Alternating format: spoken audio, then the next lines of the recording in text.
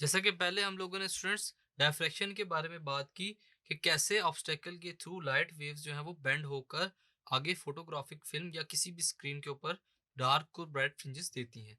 तो अब हम लोग देखते हैं कि डायफ्रैक्शन ग्रेटिंग्स क्या होती हैं। A diffraction grating is a glass plate having a large number of close parallel equidistant slits.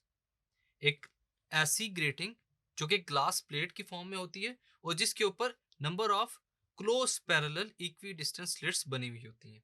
Mechanically ruled on it बनाई जाती हैं। The transparent spacing between the scratches on the glass plate acts as slits. अगर उन slits को देखा जाए तो ऐसा लगेगा कि जैसे वो एक स्क्रैच है, लेकिन वो इतनी ज्यादा तादाद में होती हैं कि अगर उसको देखा जाए तो वो किस तरह बिहेव करेंगी as a diffraction grating. Diffraction grating कैसे? जब उसमें से लाइट पास होगी तो उसकी जो लेंथ्स होंगी उसके कॉर्नर से लाइट टकराकर आगे फर्दर स्क्रीन के ऊपर बेंड होकर पहुंचेंगी। A typical diffraction grating has about 400 to 5000 lines per centimetre. जो नॉर्मल डायफ्रैक्शन ग्रेटिंग बनाई जाती हैं उसके ऊपर कम से कम 400 और ज़्यादा से ज़्यादा 5000 लाइंस पर सेंटीमीटर ड्रॉ की जाती हैं, जिनको हम लोग स्लिट्स कहते हैं। एक्सपेरिमेंट है हमारे पास स्टूडेंट्स। जैसा कि आपकी स्क्रीन पर एक इमेज दी गई है, उस इमेज के अंदर काफ़ी सारी रेज जो है वो स्लिट्स की तरफ प्रोपोज्ड की गई हैं। जैसे ही वो रेज स्लिट्स में से पास होंगी, बेंड होने के बाद एक लेंस के ऊपर फॉल करेंगी और उस लेंस के ऊपर जो तमाम लाइंस हैं वो फोकस्ड होकर आगे फर्दर स्क्रीन की तरफ मूव करेंगी। यह है एक पैरेलल बीम जो कि स्टार्ट होती है कहाँ से? डायफ्रैक्शन ग्रेटिंग से, और फॉल करती है एक एक्रोमेटिक लेंस के ऊपर जो उन तमाम रेस को एक ही पॉइंट पी के ऊपर ऑब्जर्व करेगा और उनको वहां पर फोकस्ड करने के बाद, इकट्ठा करने के बाद हमें डार्क और ब्राइट पैटर्न जो है वो मिलेगा। If the path difference between the रे नंबर 1 एंड रे नंबर 2, हम लोग देख रहे हैं जो रेज है हमारे पास 1 और 2, उनके दरमियान में जो पार्ट डिफरेंस है वो कितना होगा? 1 वेवलेंथ।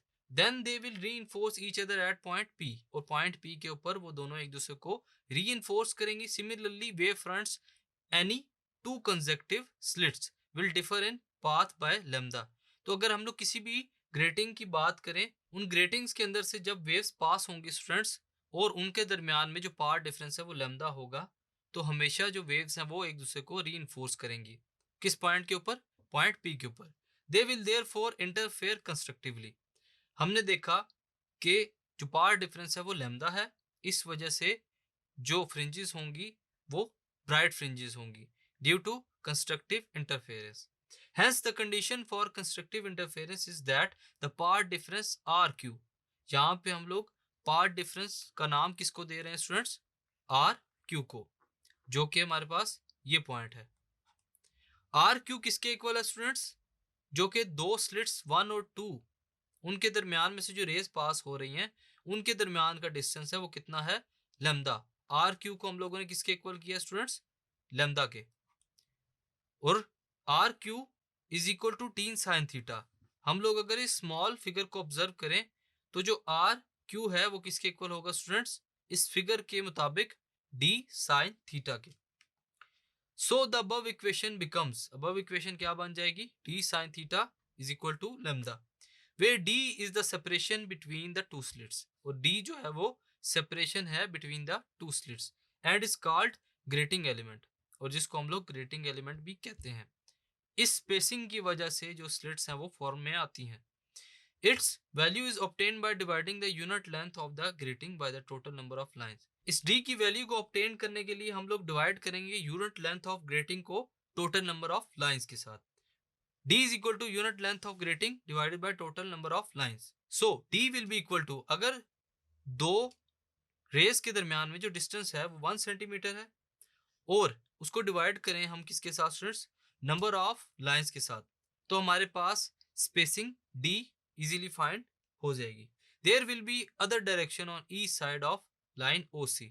जो लाइन o एंड c है उसके अदर साइड पर भी एक डायरेक्शन मौजूद है for which the waves from adjacent slits different path by 2 lambda, जहां पर जो वेव्स हैं वो डिफर करेंगी by path difference 2 lambda, 3 lambda etc. ये मजीद आगे integral multiple of wavelength start हो जाएगा, and for which the corresponding bright images will be observed. और वहां पर भी पॉइंट ओ पर भी हम लोग इसी पैटर्न के थ्रू ब्राइट फ्रिंजेस को ऑब्जर्व कर सकते हैं। These are called the second third order images, और इसको हम लोग सेकंड और थर्ड ऑर्डर इमेजेस का नाम देंगे। The grating equation can thus be written in more general form. इसको हम लोग मोर जनरल फॉर्म में कैसे लिख सकते हैं? जो ग्रेटिंग इक्वेशन है हमारे पास, D sine theta is equal to M lambda. इससे हम लोग किसी भी वेव्स, जो दो वेव्स हैं जो ग्रेटिंग में से पास हो रही हैं, उनके दरमियान का डिस्टेंस, वेवलेंथ और जो नंबर है हमारे पास इंटेग्रल मल्टीपल, हम लोग इसको इजीली फाइंड कर सकते हैं। इसके अलावा एंगल थीटा को भी हम लोग फाइंड कर सकते हैं। एम हमारे पास कांस्टेंट है जिसकी वैल्यू 0 टू अप टू स्वान, and is called the order of image. और ये हमारे पास ऑर्डर ऑफ इमेज है, पहली image, second order image, third order image. So students, इस टॉपिक में हम लोगों ने देखा कि कैसे डायफ्रैक्शन ग्रेटिंग्स को यूज करते हुए हम लोग एक फ्रिंजिस पैटर्न को ऑब्जर्व कर सकते हैं स्क्रीन पर। ये एक और मेथड है कि जिसमें डायफ्रैक्शन ग्रेटिंग्स की मदद से हम लोग लाइट को बेंड करवाते हैं और हमें एक पैटर्न मिलता है कहाँ पर? स्क्रीन पर, आया कि वो डार्क हो या लाइट। Thank you.